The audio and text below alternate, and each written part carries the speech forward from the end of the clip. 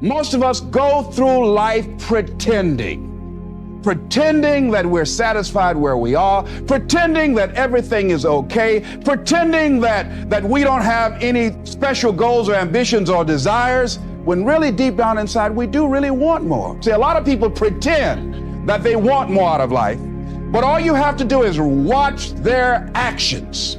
That will tell you something. Some of the most successful people in the world are the ones who've had the most failures. You can't let your failures define you. You have to let your failures teach you. You have to let them show you what to do differently the next time. Do not let Satan come in here and function and operate, because he has one mission: to keep you off course, to make you not think it's possible, to make you think that God don't hear you.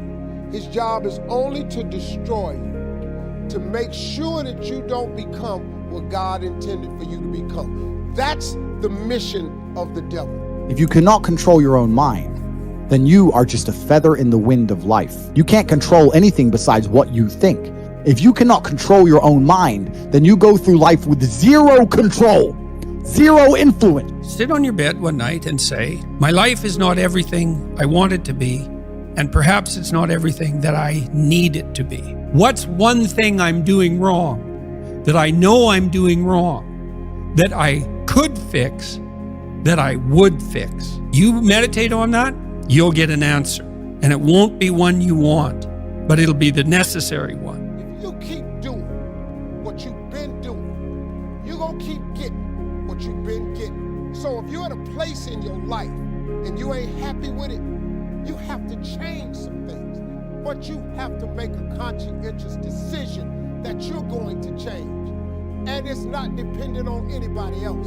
It don't matter what your mama think. It don't matter what your coworkers think. It don't matter what your siblings think. This decision is yours and yours alone. If you want to become successful in life, you got to change your mindset. You don't get in life what you want, you get in life what you are. You have to start living your life in expectation. You have got to start expecting great things to happen for you. The moment you change the frequency that your tower emits, different things come back to you. Why don't you just try to work as hard as you can at your job for like 6 weeks? That's something worth thinking about. You know, you've got a job, maybe you show up 15 minutes early and you leave 15 minutes late. You know, and you actually work and your boss notices, because he would probably notice, and then maybe someone's going to get promoted and maybe it'll be you, because something's going to tilt the scales, and that little extra bit of work done without cynicism and resentment might be enough. You can change the way you wake up in the morning. Stop saying, I got to go to work. I got to work out.